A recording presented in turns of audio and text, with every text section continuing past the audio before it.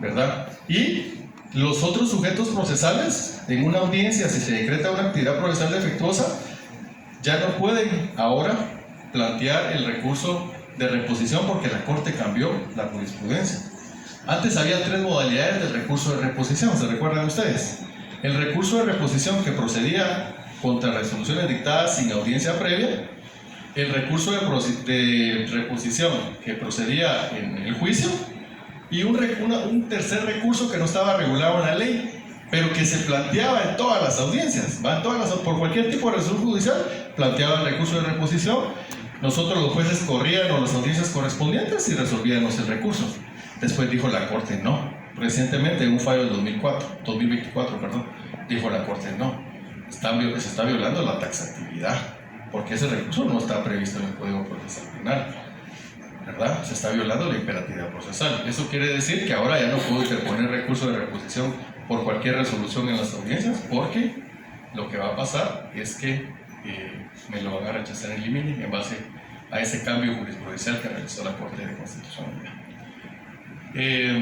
La desestimación, ya voy a terminar. La desestimación puede ser judicial. La desestimación es una institución jurídica por medio de la cual en un caso no se puede proceder, o no existe delito, o no esté individualizada la víctima, por esos 3 supuestos.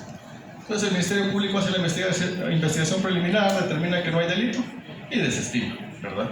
Entonces la desestimación se puede dar en dos lugares. En sede fiscal, cuando el fiscal hace una especie de resolución y desestima el caso y le notifica a la víctima, y pudiera ser que se dé en sede judicial cuando el Ministerio Público acude ante el juez a solicitar esa desestimación del caso. El artículo 310 prevé que cuando la desestimación es fiscal, yo tengo que pedir una audiencia de oposición a desestimación, ¿verdad? Dentro del plazo de 10 días. Pero cuando la desestimación es judicial, el Código Procesal Penal no dice nada. No dice nada, pero la jurisprudencia dice que lo que tengo que plantear es un recurso de reposición porque fue una resolución dictada sin audiencia previa. Entonces, ¿qué pasa con los abogados que confunden lo del artículo 310 y plantean una oposición? Y espera, ya va el día 8º, por decirlo así, plantean la oposición, pero como fue judicial, lo que procedía a reposición, entonces se rechaza en línea, porque lo que procede es un recurso de reposición según la jurisprudencia tal de la Corte de Constitucionalidad. Entonces, esa es la importancia. Podría citarles más casos, pero esa es la importancia de conocer la jurisprudencia constitucional, ¿verdad? Y de saber esos 3 fallos. Me decía un compañero que realizó una cuestión de estas en relación a la desestimación y el juez no accedió, ¿verdad? Y él le demostró que sí existía la jurisprudencia. Eso habilita el amparo. Habilita el amparo porque el juez está actuando con arbitrariedad, ¿verdad? Y el objeto del amparo es proteger y restaurar derechos. Entonces ahí nos habilita el amparo si no se obedece esa doctrina legal que establece el artículo 43 y por imperativo legal de resolver los jueces. Entonces, esto es lo que traemos para hoy. Continúa ahí, solo un pasaje bíblico que me llamó la atención. He leído como 5 veces el Quijote, pero la Biblia sí nunca la he leído, pero ya empecé a leerla. Pero encontré algo muy bonito en Eclesiastés. Y dice: si opresión de pobres y pervención de derecho y justicia vieres en la provincia, no te maravilles de ello, porque sobre el alto vigila a otro más alto, y uno más alto está sobre él. Eso quiere decir que está un juez de paz, está un juez de primera instancia, está un magistrado, Corte Suprema de Justicia, Corte de Constitucionalidad, Corte Interamericana de Derechos Humanos, pero arriba de ellos hay uno más alto que vigila todo. Entonces, muchas gracias. Decirles únicamente algo que dijo Facundo Cabral, muy bonito, su filosofía. Facundo Cabral decía que existe solamente una raza, que es la humanidad, que existía solamente un lenguaje, y ese lenguaje es el del corazón, que existe una religión, y que esa religión es el amor, que existe un solo Dios, que está en todas partes, pero principalmente en nuestro corazón. Así que muchas gracias.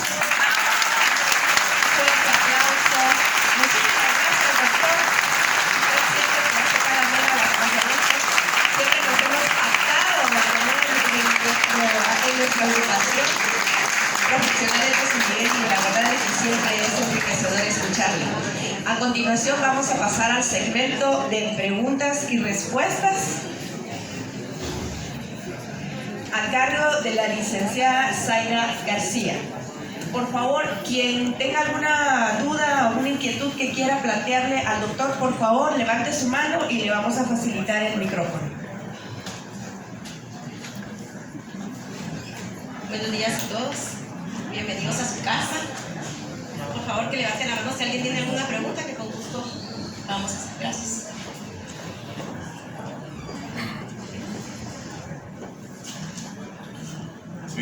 Buenos días, muchas gracias doctor por la exposición. Yo le he escuchado a usted hablar mucho sobre el control de convencionalidad y me parece muy importante. De hecho, hay una coyuntura nacional por la reserva del artículo 27 y considero yo que tal vez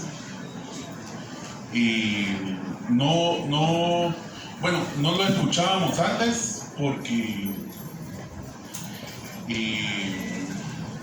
¿cómo le explico? Bueno, lo estaba leyendo yo y creo que la reserva del artículo 27 establece que pues debe prevalecer la norma interna versus la extranjera, y de hecho pues tal vez es algo que tal vez solo nosotros como guatemaltecos tenemos, o sucedió aquí en el país cuando hizo la adhesión al convenio, pero quisiera saber qué es tu opinión respecto al levantamiento de la reserva, el hecho de que la Corte de Constitucionalidad haya corregido la plana. Creo yo que de cierta manera afecta al control de convencionalidad, pero me gustaría mucho escuchar su opinión.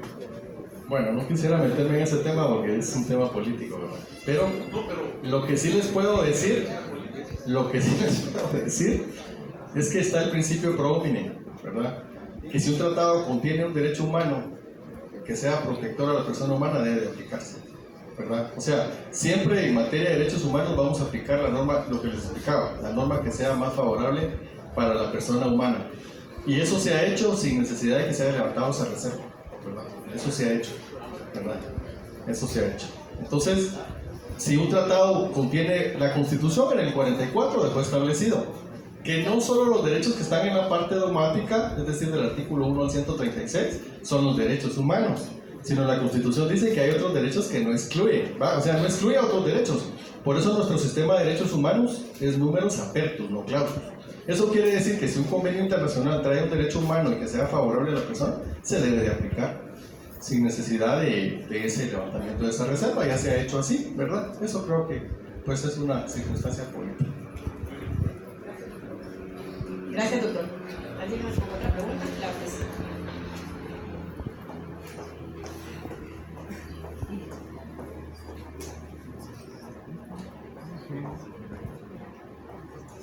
Gracias, doctor. De acuerdo a sus conocimientos y a su criterio, y como usted habló de la extinción de la persecución penal por prescripción,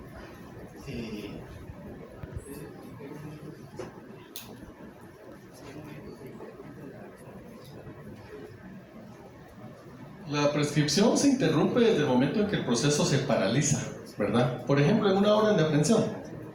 Tenemos una orden de aprehensión girada hace 5 años y el proceso ya no tuvo movimiento y ya pasó la pena más las 2/3 partes. Entonces ahí pues se puede contar el término de prescripción, ¿verdad? Desde que el proceso prácticamente se quede paralizado, por decirlo así.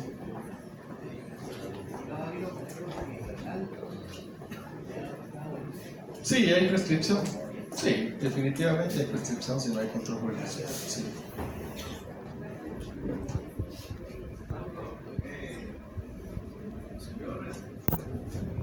Gracias, muy fino. Yo tengo una duda respecto al recurso de reposición. Antes lo podíamos imponer en cualquier etapa del proceso, respecto al 403 del Código Procesal Penal. Pero hoy hay una restricción respecto a eso, de que tengo entendido que